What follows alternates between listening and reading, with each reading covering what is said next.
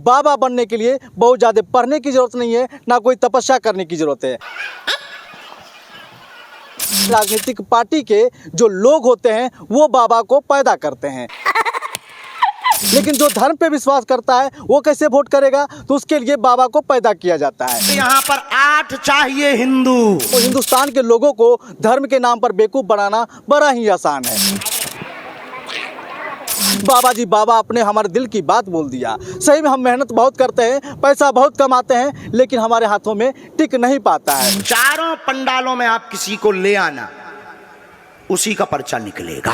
बाबा आप जब चमत्कारी हैं तो आप क्यों नहीं बताया कि 16 जनवरी को जो नेपाल जाने वाला जो हवाई जहाज था वो क्रैश करने वाला है, उतने लोगों का जान बच जाता। आप क्यों नहीं भविष्यवाणी करते हैं कि हिंदुस्तान पाकिस्तान का जो मैच होता है उसमें कौन जीतेगा और उसका उपचार क्या होगा? तो उस पत्रकार को देखकर ऐसा लगता है कि वो पत्रकार एकदम से बेचारा है, एकदम से भोला भाला है, जो अपना सवाल अपना कर्म छोड़कर बाबा के चरण में जाकर गिर जाता है। जय हिंद दोस्तों, आज हम बात करेंगे बागेश्वर वाले बाबा पे, जिनका नाम है धीरेंद्र शास्त्री।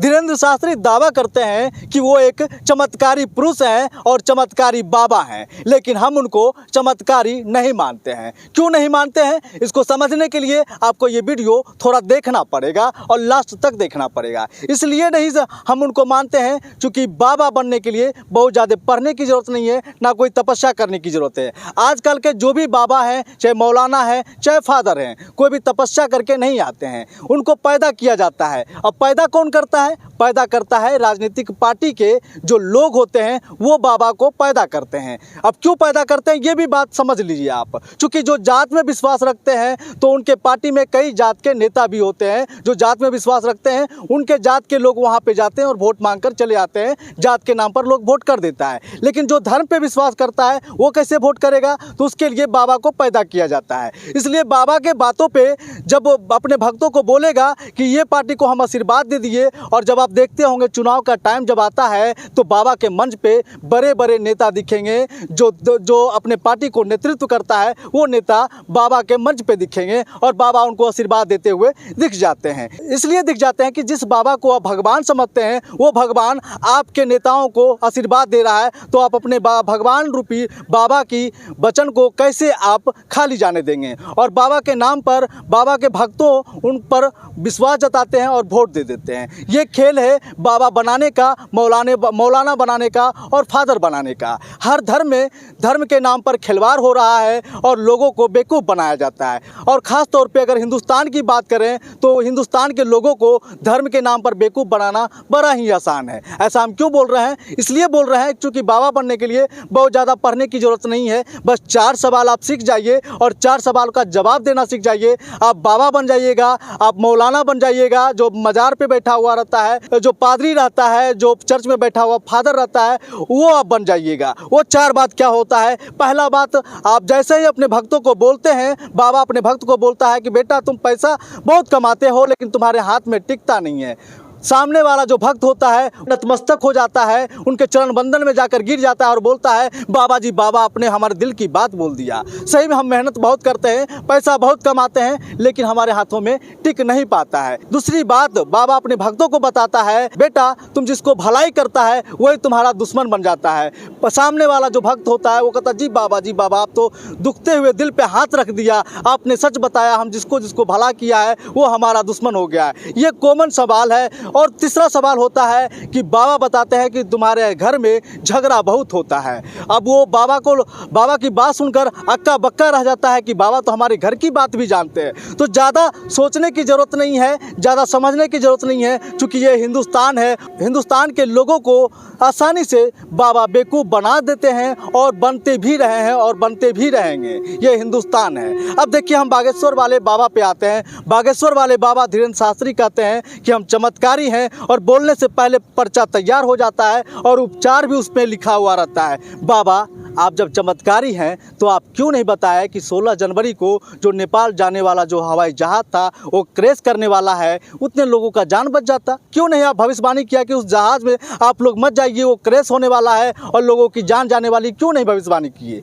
आप क्यों नहीं भविष्यवाणी करते हैं कि हिंदुस्तान पाकिस्तान का जो मैच होता है उसमें कौन जीतेगा और उसका उपचार क्या होगा? अगर हिंदुस्तान हारने वाला है तो हिंदुस्तान कैसे जीतेगा, उसका उपचार भी आप बता देते तो कभी हिंदुस्तान मैच नहीं हारेगा। क्यों नहीं बताते हैं? आप ये क्यों नहीं बताते हैं कि हिंदुस्तान में बेरोजगारी है और उसका उपचार क्या है? आप क्यों नहीं बताए कि हिंदुस्तान में कोरोना आया, उसका उपचार क्या है? क्यों नहीं बताए? हिंदुस्तान में महामारी है, महंगाई है, बेरोजगारी है और लोग दर दर का ठोकर खा रहे हैं, उसका उपचार आप क्यों नहीं बताते हैं? तो आप क्यों नहीं बताते हैं कि मैच कैसे जीता जाएगा और उसका उपचार क्या होगा?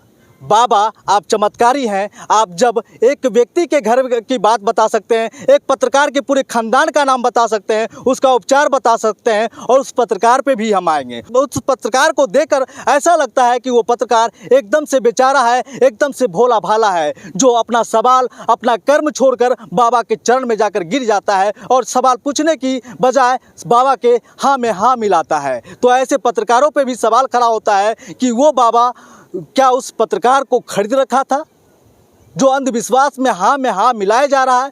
क्या लगता है कि बाबा के जो समागम में जो लोग जाता है वो बाबा के मर्जी से कैमरा कर सकता है? ऐसा बिल्कुल नहीं है। अगर सच में बाबा है तो बाबा को बोनसर रखने की क्या ज़रूरत है? बाबा मोटे मोटे हाटे खट्टे बोनसर क्यों रखते हैं और राइफलधारी बॉडीगार्ड वो क्यों रखते हैं? वो तो बाबा है, बाबा को किस बात की डर? लेकिन ऐसा नहीं है, क्योंकि बाबा को जो फाइनेंस करता है वो पॉलिटिकल पार्टी करता है और हर सुख सुविधा देता है, सरकारी गार्ड तक मिलता है। बाबा को तो सरकारी गार्ड कहाँ से मिलता है? और बाबा को सरकारी गार्ड की ज़रूरत ही क्या है? जो बाबा सन्यासी होता है, जो बाबा तपस्वी होता है, उसको तो जंगल झाड़ में रहता है। जब उसको सांप बिच्छू ना जाने कितने खतरनाक जानवरों से जब डर नहीं लगता है तो इस इंसान से क्यों डर लगता है? जो बाबा दुनिया और लोगों के लिए जीता है, भलाई करने के लिए जीता है, उस बाबा को कौन मारेगा? किसकी डर है इन बाबाओं को? तो ये बात समझने वाली है। ये बाबा जो होता है, चाहे वो मौलाना हो, चाहे वो फादर हो, चाहे वो वैसे बागेश्वर धाम जैसे बाबा हो जिनका नाम है धीरेंद्र शास्त्री, ये सब लोगों को बेवकूफ़ बनाता है। और रही बात जो ये बाबा चमत्कारी वाला बात करते हैं, तो इसमें कोई चमत्कारी वाला बात नहीं है। ऐसा हम क्यों बोल रहे हैं? क्योंकि एक म्यूजिशियन का नाम आपने सुना होगा जिनका नाम है सुहानी शाह। वो भी माइंड रीड कर लेती हैं और माइंड रीड करके आपको ये बता देगी कि मन में चल क्या रहा है, आपके मोबाइल का नंबर क्या है, आपका मोबाइल का पासवर्ड क्या है, ये सारी बात आपको बता देगी। तो एक कला है, ये कलाकारी है और वही कलाकारी का फ़ायदा ये बाबा उठाते हैं। फ़र्क इतना ही है कि सुहानी शाह कभी अपने आप को बाबा नहीं घोषित किया, वो अपने आप को एक जादूगरनी घोषित करती है और ये बाबा अपने आप को एक बाबा के रूप में पेश करते हैं। बस फ़र्क यही है। ये वीडियो आपको कैसा लगा? अगर ठीक लगा तो आप इस वीडियो को ज़्यादा से ज़्यादा शेयर करें और आपकी प्रतिक्रिया जानना ज़रूरी है, बेहद ज़रूरी है, इसलिए कमेंट करना ना भूलें। धन्यवाद।